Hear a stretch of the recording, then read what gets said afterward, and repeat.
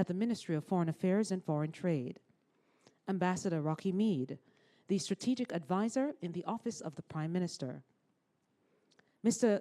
E. Courtney Rattray, the Chef de Cabinet at the UN.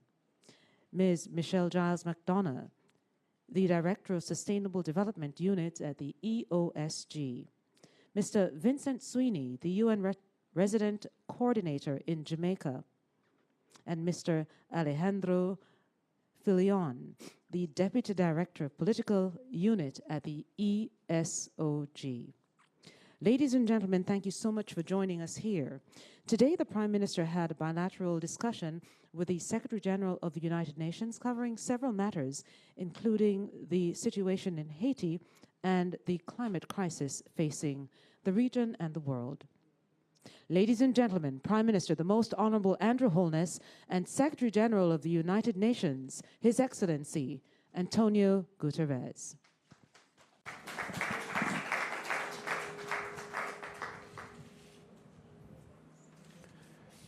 Thank you, Naomi. Good afternoon, ladies and gentlemen.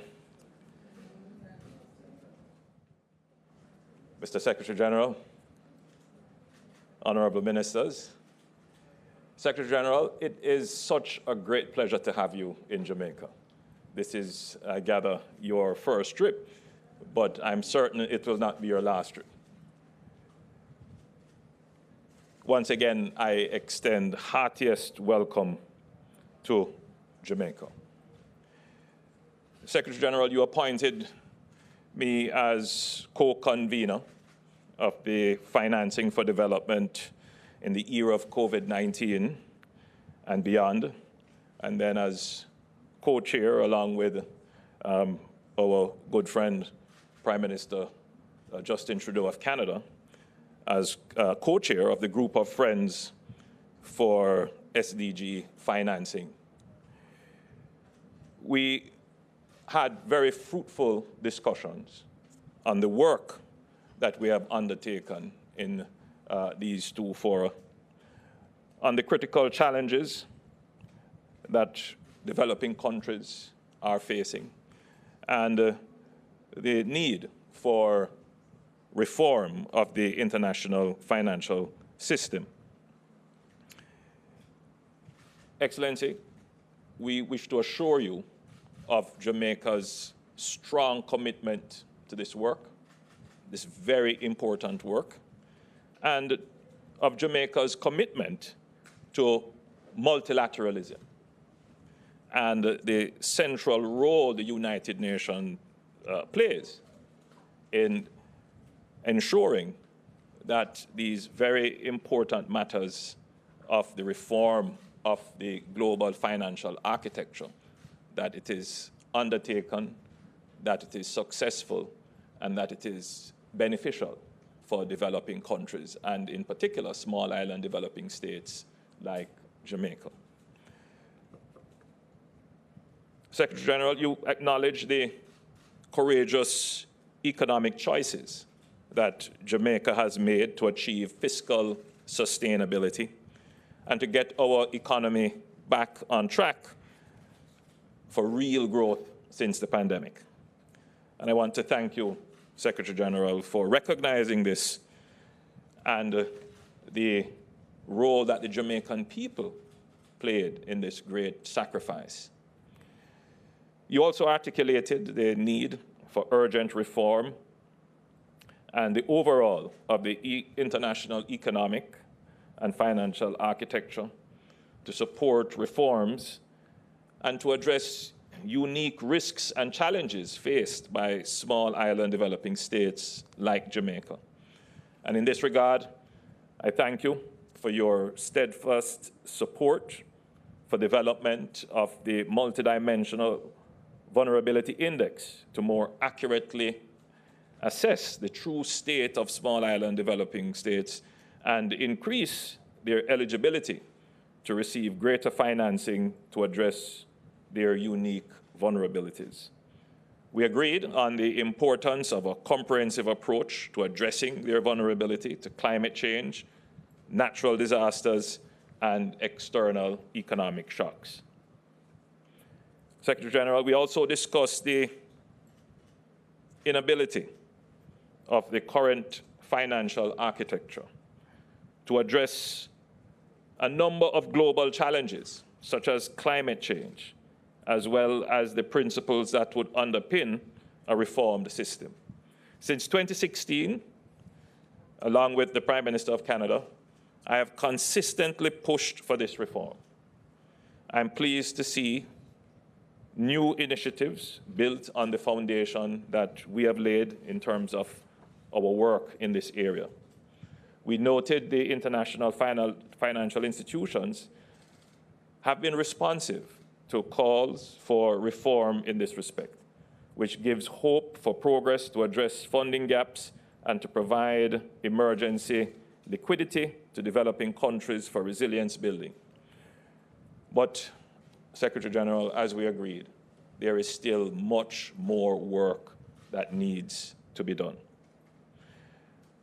We also agreed, as we discussed the various points, the need for greater emphasis on adaptation in the discussion on climate change. More financing needs to be made available to developing countries, particularly small island states, for adaptation. Excellency, we also spent some time on regional matters, and in particular, the situation in Haiti. We lamented that there has not been more action to address the situation in Haiti. And as we do have this platform, Excellency, we repeat our call for greater attention to be paid by the international community to the very urgent security and humanitarian situation in Haiti. CARICOM is doing its part within its resources to assist. We led a mission to Haiti, which I led, and we had very meaningful discussions with the stakeholders there, and that process is advancing. I take the view, Excellency, that with greater effort, we can see a breakthrough towards a better and broader consensus towards a solution in Haiti. The inescapable fact, however, is that Haiti needs security support. So with those comments, Excellency, I turn over to you. Thank you very much, Your Excellency, and first of all, thank you so very much for the wonderful hospitality that I have enjoyed during these 2 days. An hospitality that allowed me to confirm what I knew. Jamaica is a wonderful country, an amazing country, a country that was able to invade peacefully the whole world with its culture, its music, and its art. And a country that is in itself the proof that diversity is a richness, not a threat, provided you adopt the right social cohesion policies. Honorable Prime Minister, honorable ministers, excellencies, ladies and gentlemen. We are today facing, when we look at the present international financial architecture, a moral problem, a power problem, and a practical problem. First of all, a moral problem. We all remember that vaccines were not evenly distributed. We all remember that Europe, the United States, and other rich countries were able to print trillions to support their economies after COVID, the recovery of their economies, to support their populations. I don't think Jamaica had the possibility to print money, and most developing countries had not that possibility. And because not always adequate care was taken, this has given a partial contribution to the increase of inflation and interest rates that all developing countries are also now paying. Then, because there was a huge global liquidity problem, the IMF was able to issue special drawing rights. Special drawing rights is money created out of nothing. The countries of the European Union, to which my country belongs, 500 million people, a little bit less, received 260 billion US dollars. The African continent, 3 times the population, received 34 billion. There is something fundamentally wrong in the rules, because these are the rules of the system that allow for this injustice to take place. And then middle-income countries, and particularly relevant for small island developing states, do not face adequate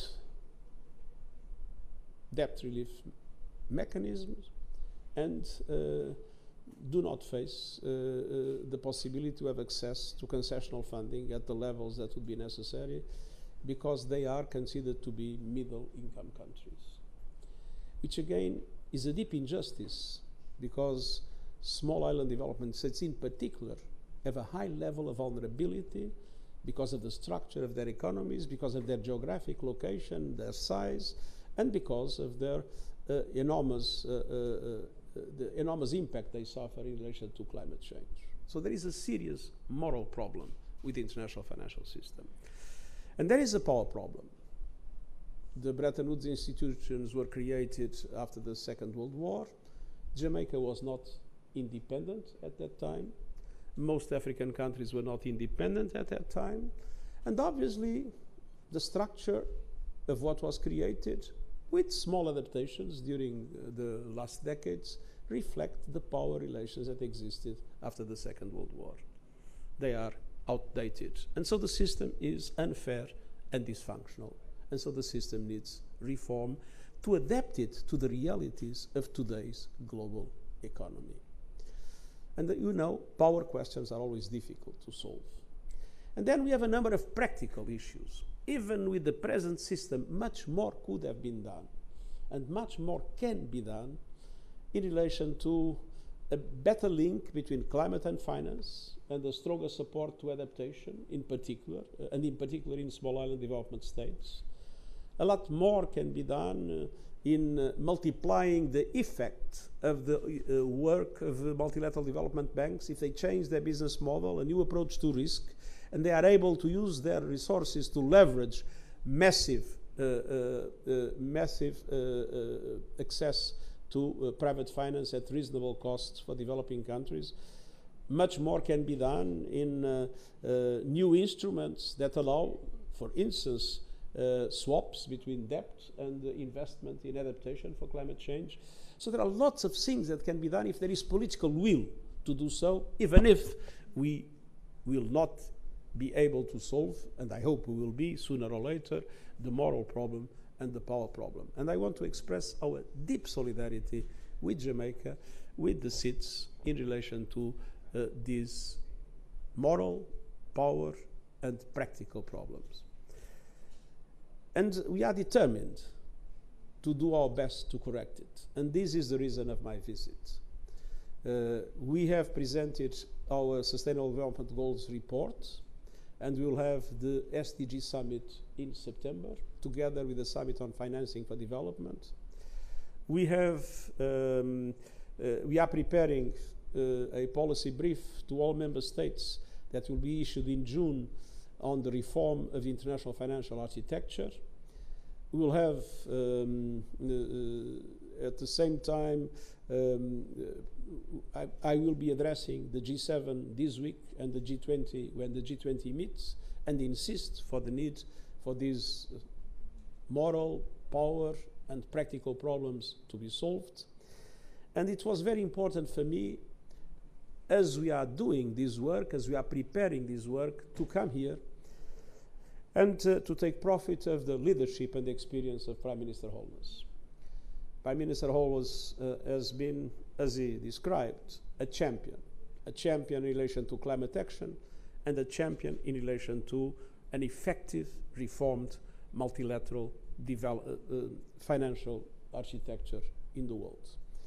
And it was very important because of the success of the policies that Prime Minister Holness and his government have developed that allowed the country to reduce substantially its dependency in relation to debt.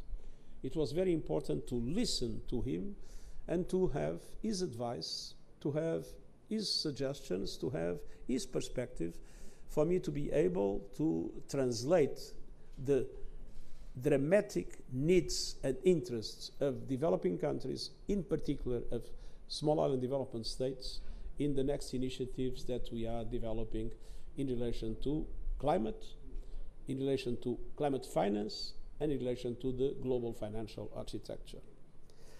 On the other hand, we, as Your Excellency mentioned, we have discussed, in particular, the situation in Haiti.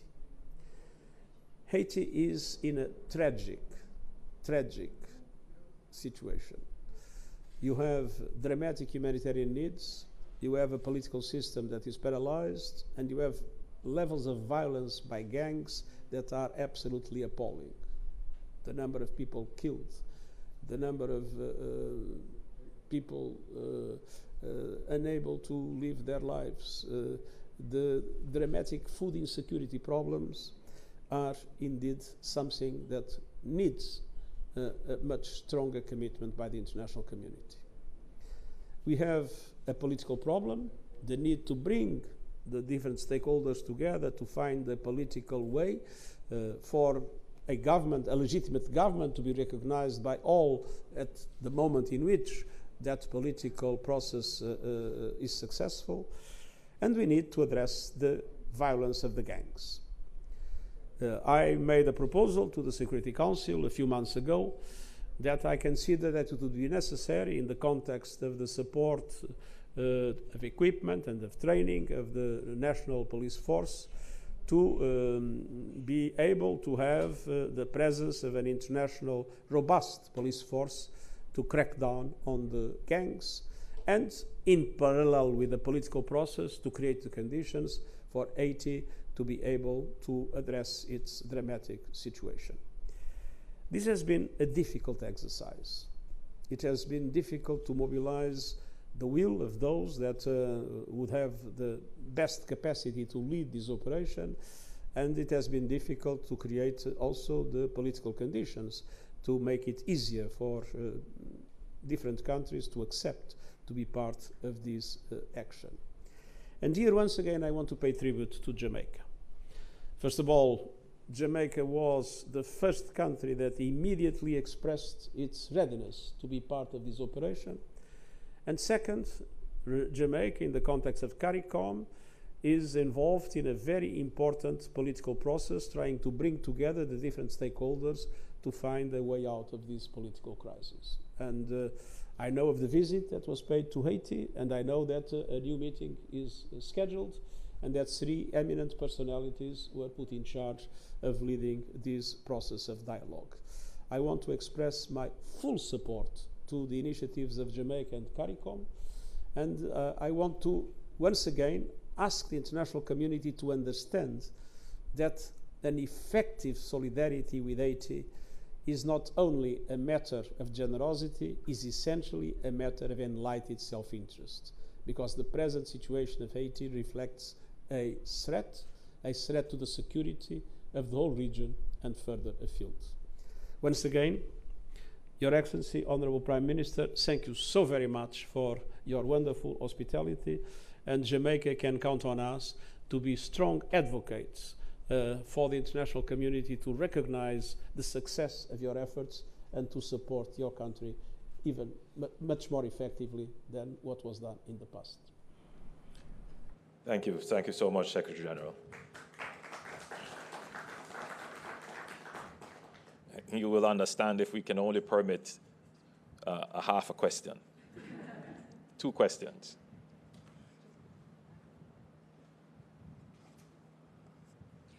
Thank you very much, Prime Minister. I'll consider mine as one, and then my next colleague can do another. Andrea Chisholm from Television Jamaica. Mr. Guterres, peace forms part of the United Nations Sustainable Development Goals. Illegal guns are a threat to peace and stability. What will the United Nations be doing to amplify Jamaica's call and the call from other Caribbean leaders to tell the United States to help to do more to stem the flow of illegal guns to Jamaica and the rest of the region?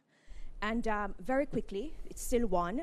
The Loss and Damage Fund was a part of COP27, but the details on the implementation are still outstanding. How will the fund work? Who will contribute to it? If you could give a little bit more details on that, please. Well, in relation to the first question, all forms of traffic are interlinked and they enhance each other.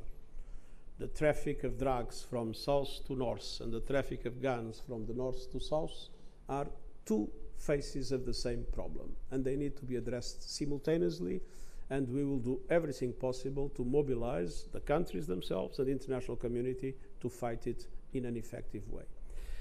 The loss and damage was a big victory of the Global South in the last COP, Conference of States Party. And we are working hard. The UNFCCC,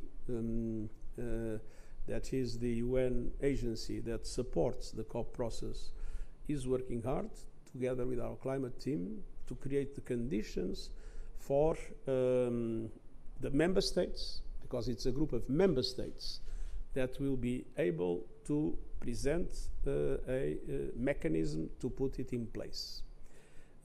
I strongly appeal to all those member states to come to an agreement to make sure that it becomes operational before the next COP. It would be absolutely unacceptable that something that took years and years and years and years to be achieved, the decision to have a loss and damage fund, would now be put into question by technicalities or by different power games or by whatever. My appeal is for all those that have a responsibility in making it happen to fully assume that responsibility. We cannot afford to go through the next COP without the loss and damage fund fully operational. That was one in two. So we have. Secretary General, you have again reiterated your call for the international community to intervene in the crisis situation in Haiti. It appears as if your call, to some extent, has fallen on deaf ears. Countries like the United States, Canada, France, we have not seen any significant effort on their part to team up with, for example, their CARICOM friends. Our Prime Minister, he has done quite a bit in terms of even visiting the country. We have not heard much out of them in terms of international force to quell the violence. Could you first of all just tell us what are the other steps that you have in mind to address this crisis situation? And the second question has to do with the US $100 billion that was promised by the developed countries to small island developing states and developing countries in general. They have failed to meet that commitment to a large extent. What is being done to encourage or to prod them to actually get this done? First, in relation to Haiti, there is indeed some reluctance from the countries that have a stronger capacity to be able to lead this kind of operation. I wouldn't call it an intervention, because I think it is more a police operation than anything else. Now, the only way, in my opinion, to overcome this reluctance, if I understand well the nature of the reluctance, is to put in place a political process that is credible. And that is why the Jamaican initiative is so important. I'm not saying that it will be automatic What I'm saying is that we are in a kind of a stalemate now, and I hope that if we can make the political process move forward positively, we will be able to overcome the stalemate. But I strongly appeal to those countries that have the capacity to be ready to do so. Because, as I mentioned, Haiti is not only a problem for the Haitians, it's a problem for the region, and to a large extent is a problem to us all. Now, it is absolutely regrettable that the promises that were made in relation to the $100 billion per year since 2020 in support of developing countries have not been kept. And this is another injustice of our system. Not only the system is in itself unjust, but even the promises that are made within the system are not implemented. As it is not yet clear that the commitment that was made to double the finance for adaptation will be met. And this has been a huge cause of frustration in the developing world and a pretext for some emerging economies not to do what they also need to do in relation to the reduction of emissions. So my strong appeal to the international community, to the developed countries, is to make sure that we do not wait 1 minute more to make sure that these two promises are quickly implemented. Thank you so much, Excellency. And as we close, just to wrap a few thoughts. In relation to Haiti, it is not that our pleas have fallen on deaf ears. It is being heard and listened to. The question is the pace of action. And as the Secretary General pointed out, countries who would want to support would also want to be assured that there is a political process in place that could yield an end result in a time frame that makes sense in terms of making a commitment. And so there is a step that has to be taken, which is building towards political consensus. And CARICOM and Jamaica is playing an active role in trying to get to that consensus point so that the end game of any form of support is clear. And I think we are making some progress in that regard, but clearly there still should be more effort, tangible effort, into what we're doing in terms of supporting Haiti. In terms of the 100 billion, as a country that did not contribute in any form to climate change, but a country that suffers from climate change, Excellency, Jamaica is going through a period of drought. In a month's time, we will be making announcements for our citizens to prepare for hurricane season. Jamaica is going through the driest 6-month period ever recorded in our recorded meteorological history. So we understand in real ways the impacts of climate change. What you have asked me to do, along with Prime Minister Trudeau, is to study, to examine and make recommendations, but more so to be global advocates for a fairer international financial system that considers not only market imperatives, but moral imperatives as well. And it is a moral imperative that more developed countries seek to ensure that countries like Jamaica, small island developing states who are vulnerable to climate impacts are put in a position where they can adapt to the changing climate, where there is some reparations for loss and damage, and that we benefit from technologies that could mitigate the impact. And so we continue to work. We have been working, and we stand in solidarity with the UN system, and our voices will continue to work in practical ways within the UN system to achieve these reforms. Ladies and gentlemen, I thank you, and again, I thank the Secretary General for visiting.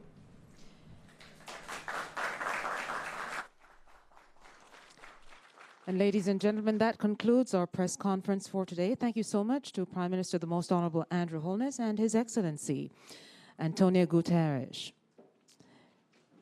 We invite those who are in the media room to recess, and we thank those joining online for joining us today, and we will see you again next time. Good afternoon.